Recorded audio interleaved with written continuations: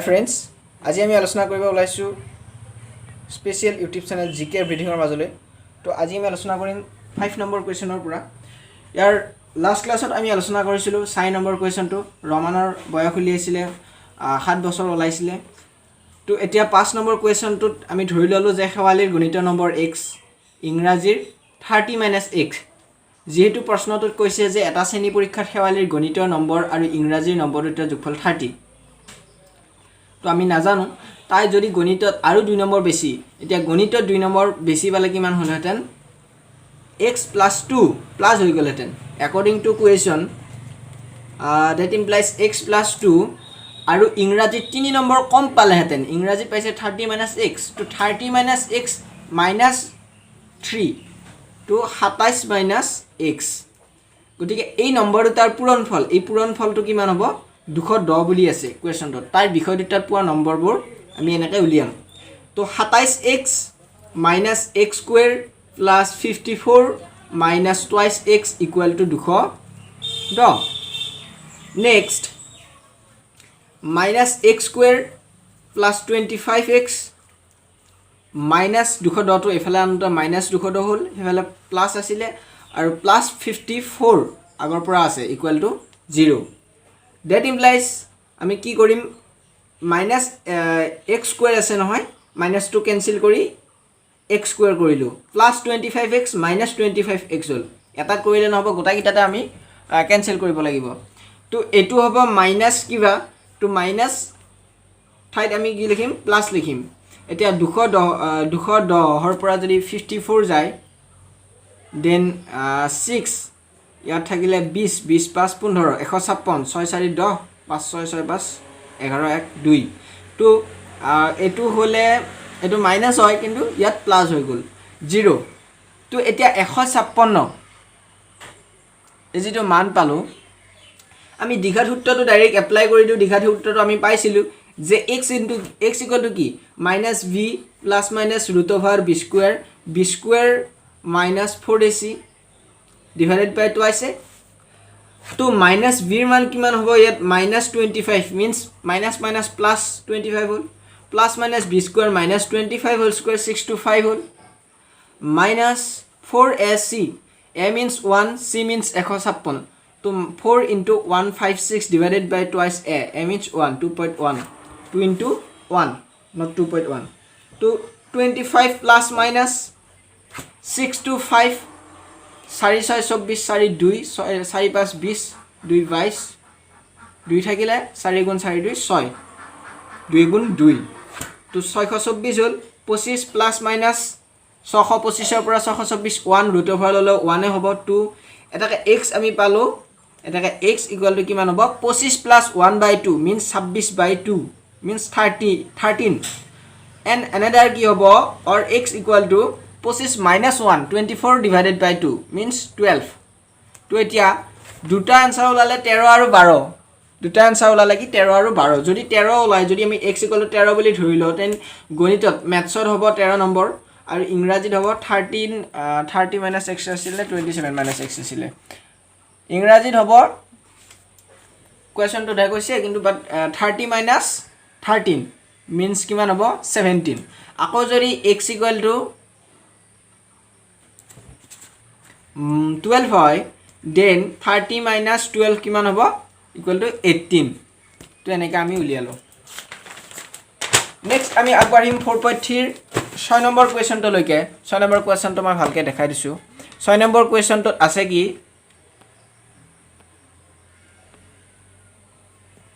যে এখন আয়তাকাৰ পথাৰৰ কৰ্ণৰ দিশ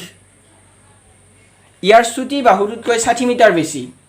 এতিয়া চুটি বাহু নিশ্চয়কৈ x ধৰি ল'ব লাগিব। যদি দীঘল বাহুটো চুটি বাহুটোতকৈ 30 মিটাৰ বেছি, পথাৰখনৰ বাহু দুটাৰ দিশ উলিয়া। 6 নম্বৰ কুৱেশ্যনটো এখন আয়তাকাৰ পথাৰৰ কৰ্ণৰ দিশ ইয়াৰ চুটি বাহুটোতকৈ লেট যেটো শৰ্ট সাইড আছে, let short side x metre, তাৰ যেটো লং দীঘলটো দৈৰ্ঘ্যটো। নেক্সট যদি দীঘল বাহুটো চুটি বাহুটোতকৈ কিমান কৰ্ণৰ দৈৰ্ঘ্য অৰ্থাৎ হাইপোটেনাস কিমান হ'ব কৰ্ণ 60 মিটাৰ বেছি x প্লাছ 60 মিটাৰ হ'ল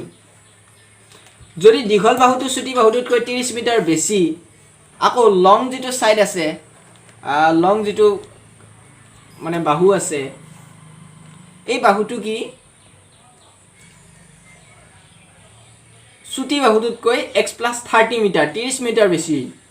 পথাৰখনৰ বাহু দুটাৰ দীঘলীয়া এতিয়া আমি জানো এটা সূত্ৰ যে আমি আয়তাকাৰ পথাৰ এখন পথাৰ আয়তাকাৰ ধৰি ললো a b c d ইয়াৰে কৰ্ণৰ দিশ এডাল হ'ব কৰ্ণ হাইপোটেনিয়াস দেখুৱাইছো কৰ্ণডালৰ দিশ আমি পাইছো যে x প্লাছ 60 মিটাৰ টু এই ফৰ্মুলাটোত কি হ'ব যে dv square equal to ad square plus ab square পাইথাগোৰাছৰ সূত্ৰ মতে তো এনেকৈ আমি এপ্লাই কৰি কৰ্ণৰ দিশটো x plus 60 whole square equal to কিমান হ'ব ad স্কয়াৰ মিন্স যেটো আৰু এটা বাহু আছে মিন্স সৰুটোৱে হ'ল ইয়াত শৰ্ট কিমান x প্লাছ x স্কয়াৰ হ'ল plus x plus 30 whole square আনটো লং যেটো বাহু x square plus 120x plus 636 3600 এফালে হ'ল x square plus x square plus 60x plus 900 এখিনি হ'ল গৈ নেক্সট কি হ'ব এবাৰ x স্কয়াৰ এতিয়া x স্কয়াৰ কাটি দিলু 120x আৰু 60x টো এফালে আনিলো কিমান হ'ব 60x হ'ল গৈ x স্কয়াৰ টো এফালে আনিলো মাইনাস x স্কয়াৰ হ'ল 3600 আছে আৰু প্লাস 900 এফালে আনিলো মাইনাস 900 ইকুৱেল টু 0 হৈ গ'ল তো x স্কয়াৰ কৰিলো মাইনাস 60 হৈ গ'ল মানে মাইনাসৰে পূৰণ কৰি দিলো গটাইগিলাক 3600 ৰ পৰা 900 গলে 2700 তো প্লাস 2700 নহয় কি হ'ল গৈ মাইনাস 2700 তো আমি এতিয়া সূত্ৰটো এপ্লাই কৰি দিম x minus b means 60 plus minus root over b square means minus 60 whole square means 3600 minus b plus minus root over b square minus 4ac minus 4ac 4 a মানে 1 c মানে minus 2700 divided by twice 2 into 1 to 60 plus minus 3600 minus plus হল 7 4 0 0 4 0 0 7 4 28 8 2 থাকিল 7 2 8 দিয়া 10 10800 হল 2 হল তলত তো 60 plus minus উপৰত কিমান হ'ব এতিয়া যোগ কৰিলে 800 600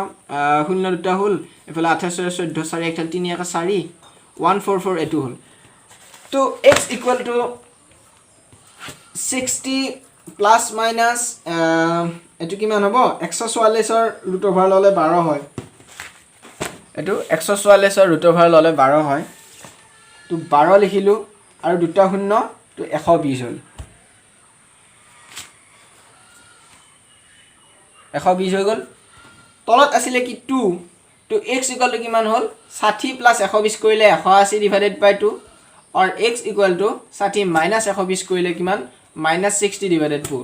divided by 2 but it is not possible but possible হয় কোনটো 180 by 2 অৰ্থাৎ x equal to 90 মিটাৰ পালো আমি কি যেটো সুটি বাহু আছিল এতিয়া পথাৰখনৰ বাহু দুটা যুগ এটা হল 90 মিটাৰ আৰু যেটো আনন্দৰ আছিল এটো x plus 30 অৰ্থাৎ কিমান হ'ব 120 মিটাৰ এটাতে উলিয়াব দিছে তো কৰ্ণত এনেকৈ আমি উলিয়াব পাৰো যদি কয় কৰ্ণটো ইয়াত কোৱা নাই x plus 60 হৈ গ'ল নেক্সট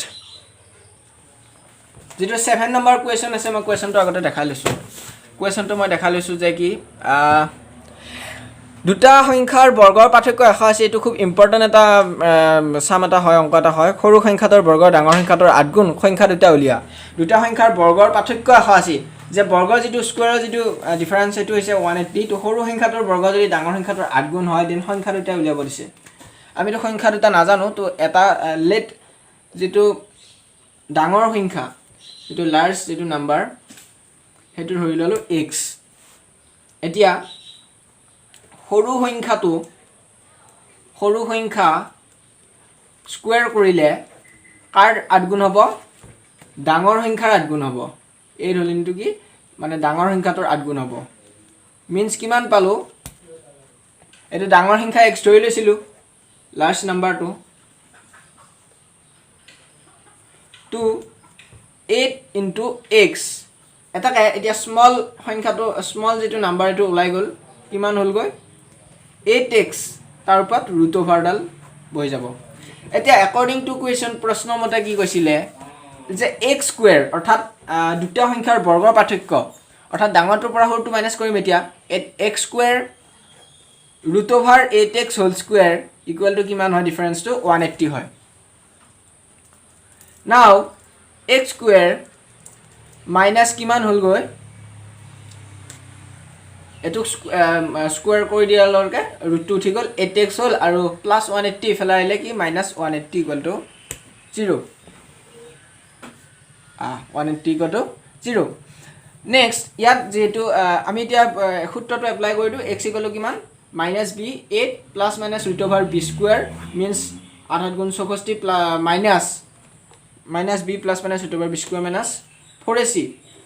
তো minus minus plus হল 4 into 180 কিমান হ'ব 4 0 0 4 গুণ 32 2 3 4 7000 কি 772 তো তলত টুৱাইছে 2 into 1 এখিনি আমি ডাইৰেক্ট কৰি দিলো যে 4 into 180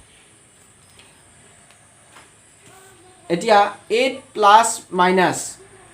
64 64 আৰু 720 কিমান হ'ব 4 6 2 8 784 তলত 2 তো 784 যেটো মূল হেতু কিমান হয় 28 হয় আমি জানো তো তলত 2 হল এটাকে এটো কিমান উলিয়াইছিল x উলিয়াইছিল এটাকে x ইকুৱেল টু 28 প্লাস 8 কিমান হ'ব 36 divided by 2 কিমান হল 18 হল আৰু 8 minus 28 এটো মাইনাস ওলাব হেতু পসিবল নহব তো x ইকুৱেল টু আমি কিমান পালো এতিয়া x ইকুৱেল টু পালো আমি 18 তো x ইকুৱেল টু 18 পালে এতিয়া সংখ্যা দুটা উলিয়াব দিছিলে নহয় x ইকুৱেল টু পালো 18 আৰু এটো ডাঙৰ সংখ্যা হল আৰু যেটো সৰু সংখ্যা এটো ৰুট ওভাৰ 8x আছিল তো 8 into ৰুট ওভাৰৰ ভিতৰতে 18 অৰ্থাৎ 8 গুণ 64 4 6 থাকিল 8 গুণ 28 14 144 ৰুট ওভাৰ 144 means 12 হল এতিয়া ডাঙৰ সংখ্যাটো কিমান হল 18 হল आंसर আৰু সৰু সংখ্যাটো কিমান হল 12 হল আৰু যদি মাইনাসত কৰা যায় অৰ্থাৎ এটা 8 minus 28 আছিল by 2 অৰ্থাৎ মাইনাস কিমান এটো -20 by 2 -10 বাট এটো সিদ্ধ নহয় পসিবল নহয় হলো आंसरটো কৰি থলে -10 হয় এটা -10 মানে এটা এখিনি আৰু এটো সিদ্ধ নহয় পসিবল নহয় বাট 18 আৰু কিমান হয় মানে এটো যেহেতু 144 প্লাস মাইনাস 12 হ'ব অৰ্থাৎ 18 12 বা 18 মাইনাস 12 তো আজিলৈ মানে নেক্সট ক্লাছত পাছৰ পাৰ্টটো লইবৰ কাৰণে চেষ্টা কৰিম